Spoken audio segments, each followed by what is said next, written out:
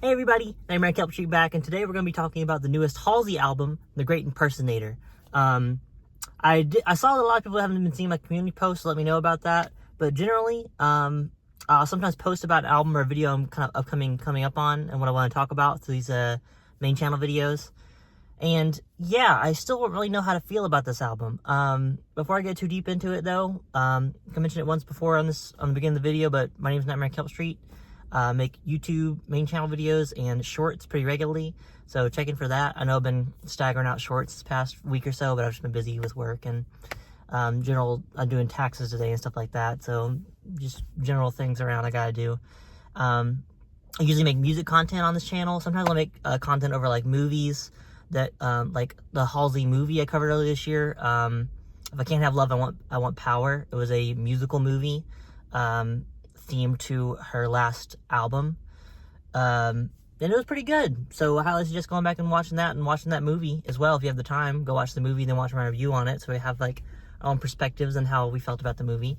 But yeah, this album generally left me feeling sad.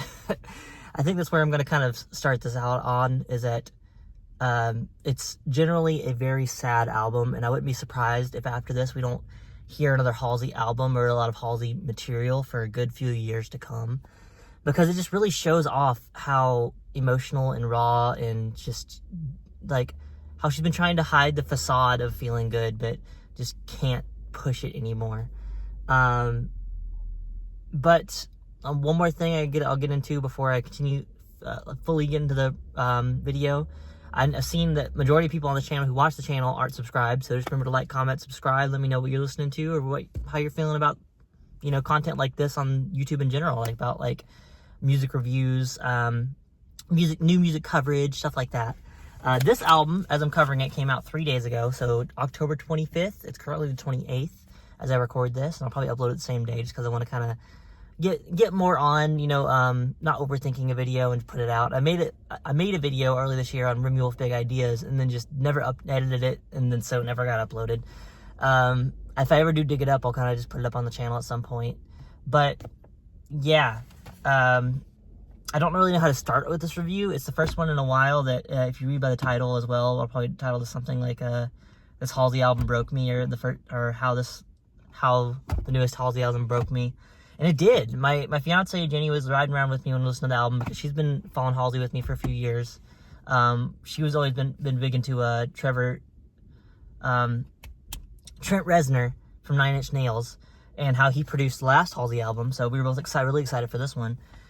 And yeah, going off the singles, Lucky, I'm so lucky, I'm a star, but I cry in my lonely heart again. The End, Lonely as the Muse.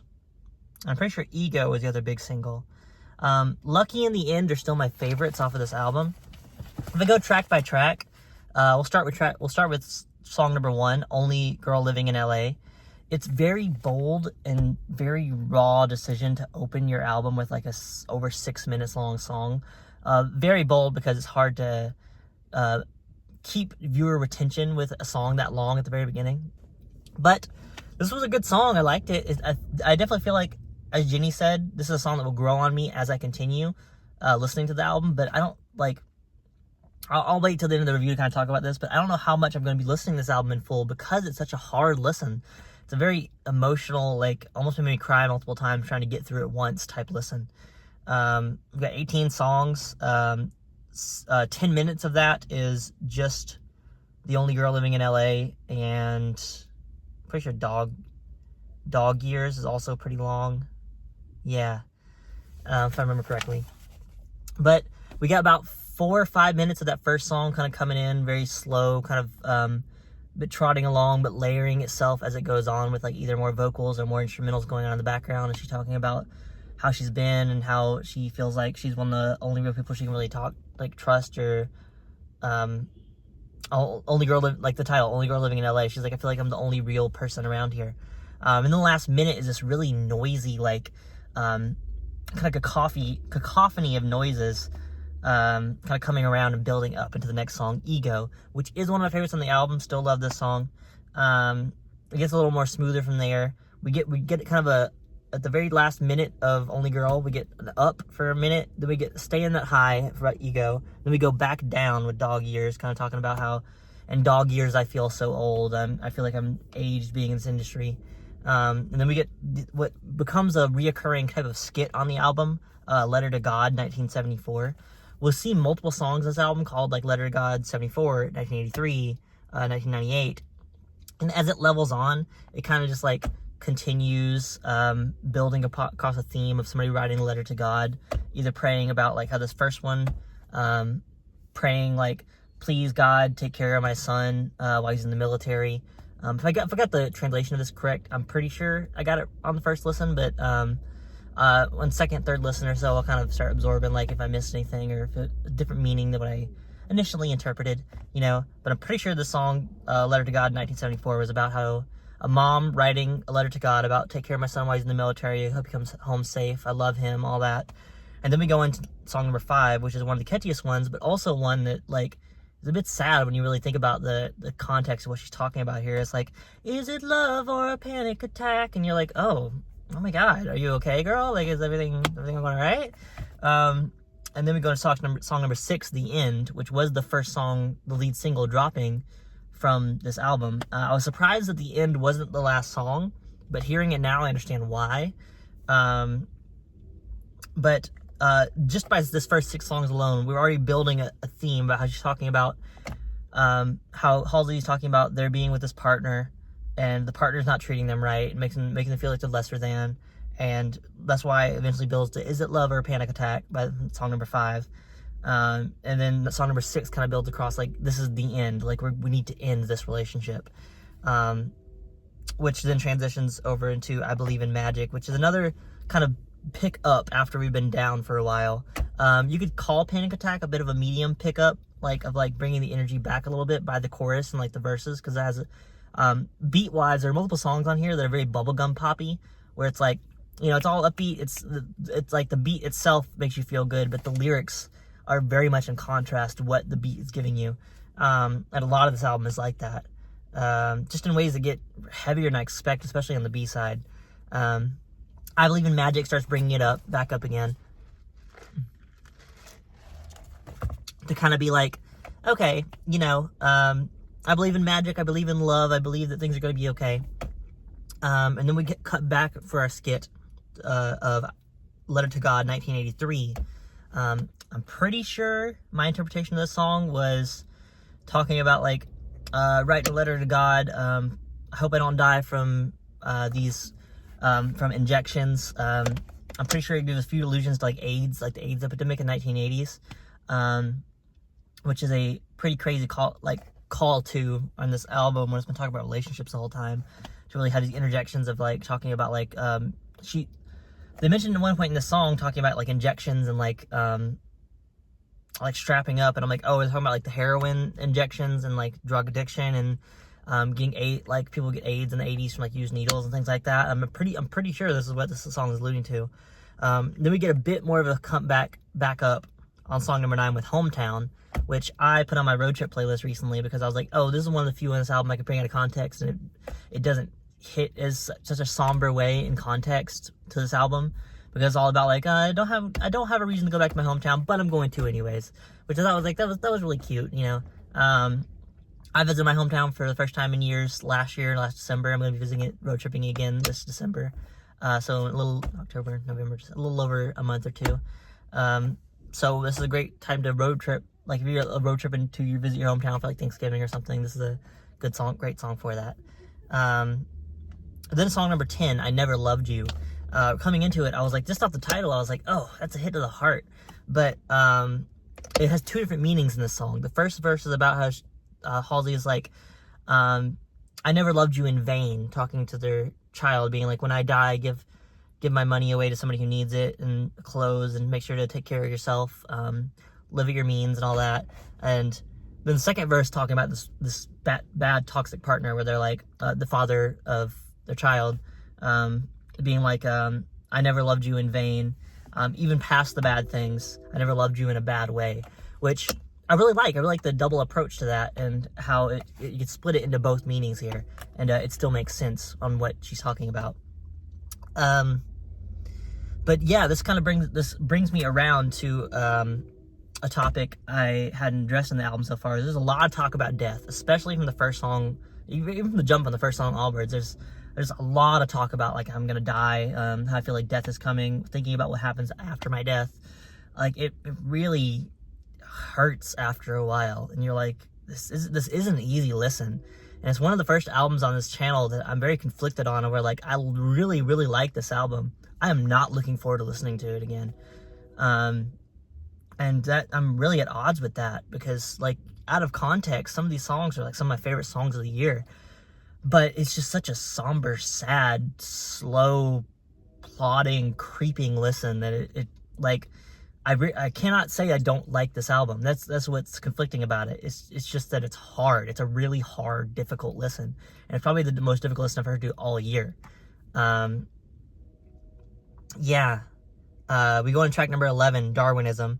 Talking about, like, I feel like I evolved and I'm created different from everyone else. Like, just as I go on throughout my life, I've just been, I'm built different, but in a way that's, like, it makes me feel othered and excluded, and, like, I can't blend in no matter how much I try, which is so sad to hear, especially after somebody who's, like, I feel like, at least for me growing up, has been a really great idol in the queer community. And in case people don't know from this channel, Halsey's very openly queer, very openly talks about, like, how their trans identities kind of intersected with that over the years. They go by she, they now, and, you know, kind of just bringing light whenever she can to, like, just queer issues about, like, when she tours, I've seen multiple times, like, done multiple, like, different pride events and things like that, which I'm like, hell yeah. Somebody growing up in the South and now Midwest who, you know, queer community came really rare to me, and seeing any queer idols growing up, like, really meant a lot to me, because they didn't really have that type of representation a lot growing up where I grew up at, especially for about 18, 19 years, and I've only been out in the Midwest in the bigger city and found more of a queer community within the past, like, 7, 8 years. So it's really, you know, been a small chunk of my life that I've felt like I've had a good queer community, and the people around me that makes me feel like I fully express myself and really be out like that, you know, in a way that doesn't feel like I have to suppress it for my community. So it's a little bit sad to hear that from somebody who's, like, so big, but also, like, it's very human, a very relatable thing to at least one point in your life, especially for queer people, people of color, any type of minority, to feel othered in a way that's, like, hard to describe outside of people also in your other group or other class.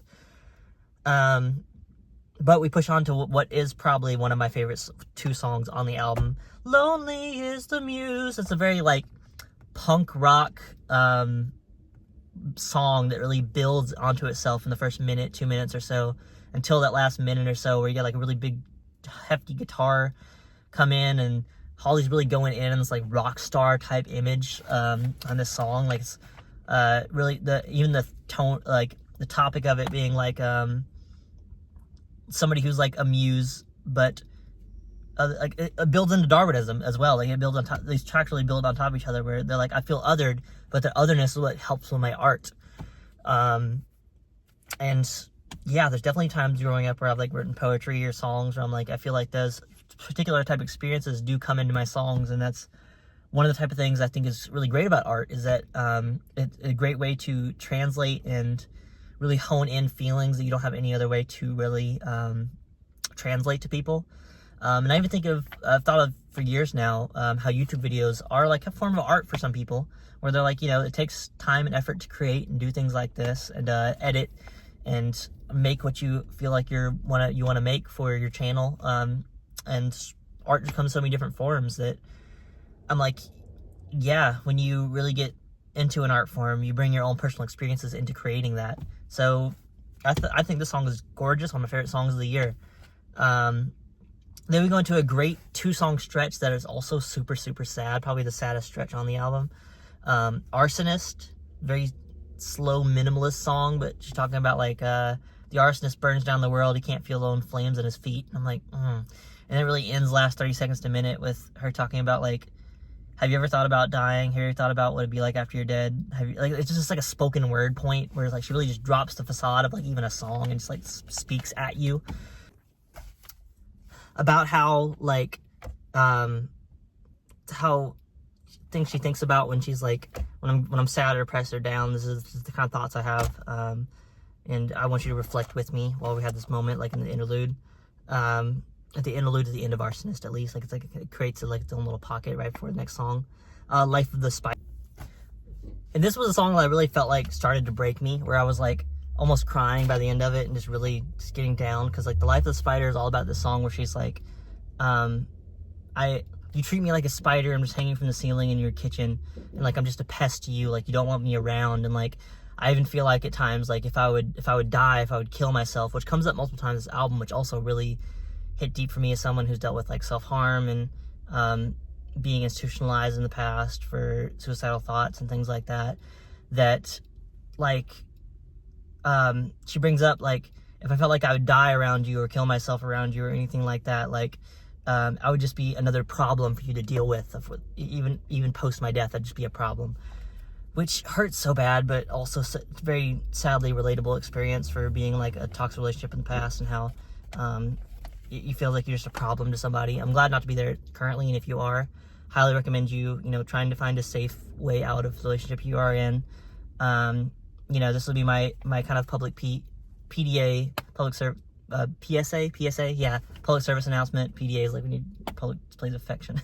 A PSA for if you're in a toxic relationship and somebody makes you feel like how this song represents, safely, secure financial situation, or you can even put money aside if you have to get out of this situation. And even if you need to live with family, you live with a friend, something, if somebody makes you feel like how this song represents, you don't need to be with them anymore. And I really like how by the end of this album, you can tell that Halsey's like, I've also reflected on how I don't need to be with this person anymore if they make me feel like this, which I really appreciate. But because it's not distinct and told in this album, I'm going to be distinct and tell you here, please leave a person if they make you feel like this.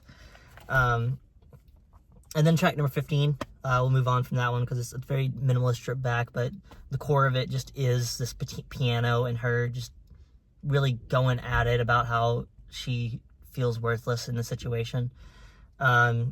As Hurt Feelings, which brings us back up to medium a little bit. I'm like, okay, that hurt, that almost got me down a bit, but we're bringing back up a little bit with Hurt Feelings. It's more of a so yeah, Hurt Feelings kind of brings us back up a little bit.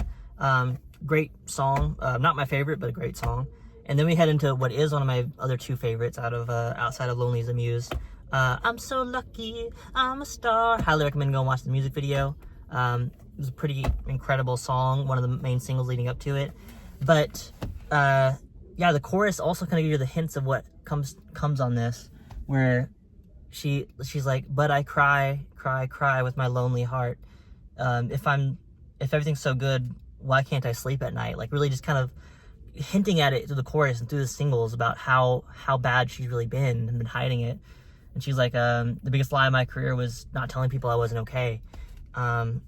Which, everybody goes through those type of times. It's just, you need to communicate with people around you. Otherwise, they'll never know about how you actually feel. And I've definitely, with the type of depression and anxiety and experiences I've had in the past, I've learned that over time. It's like, the people around you are your greatest resource when you don't feel well. Because, if nothing you're doing personally is helping you, if you have good people around you, they'll eventually find, help you break through and find a way. It's never hopeless, And then we get the last skit of the Letter to Gods, 1998. This one seems more targeted, like, either towards her child directly, I'm pretty sure. Yeah, if I remember this one correctly. And she's like, I just pray, thank God and pray to God that everything will turn out right. And then we get the very last track, which is a weird tone to end on because it's very much like kind of like the old-timey swing, like 50s, 60s type swing to it, which is a little odd, but it makes sense for the title, and this is the title track, The Great Impersonator. The one part that had me giggling a little bit by the end, even though this album is so sad, we get the chorus and she's like, great impersonator, an hour later, and I'm like, it's a really funny tone and like pivot to end on. But this album did like pivot genres multiple times. Like this last song is very like an old-timey swingy song. Hometown was like a country song. Lonely the Muse was like a punk rock song. More like punk, like rock pop type song. All the rest were like their typical like kind of pop, like alt pop type genre. But it's really interesting to see both Halsey and Childish Gambino both had albums this year that like really broke genres in a way that I wasn't really expecting either of them to do, but I really was hyped and excited for. But that's my full kind of track by track breakdown. I kind of wrote them down because I don't have my laptop with me today to kind of just go over all the songs, so I really want to go through all of it.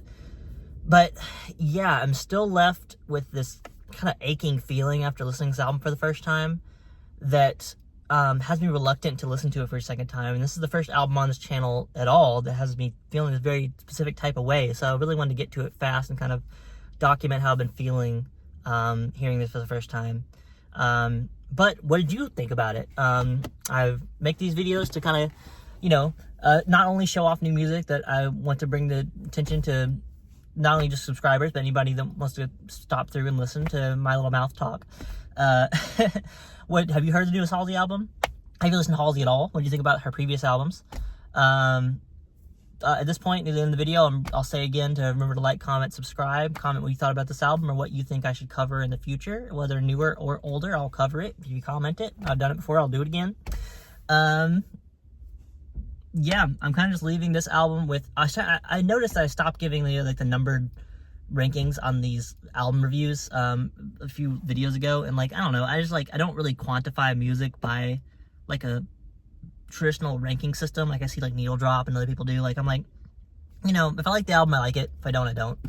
And sometimes like this, I end up in between where I'm in a very weird middle gray area where I'm like, I don't really know how I feel about this album. Like, I feel both happy and a little concerned and a little sad anytime I think about some tracks. And I feel like some of these will fit perfect in a future listen, and I feel like some of these will grow on me in ways that I feel like no other song this year can. So I highly suggest giving it a try if you have an hour or so to spare. And thank you for sticking around, Kelpies. And if you haven't stuck around and you watched all the way up to this point, I highly recommend subscribing and sticking around so you can see future new music releases. I usually cover music that comes out like the year of, like 2024. But you'll occasionally see things come on the channel that are like older, 2023, sometimes all the way 1980s, 70s I've done before. So yeah, thank you, Kelpies. Goodbye.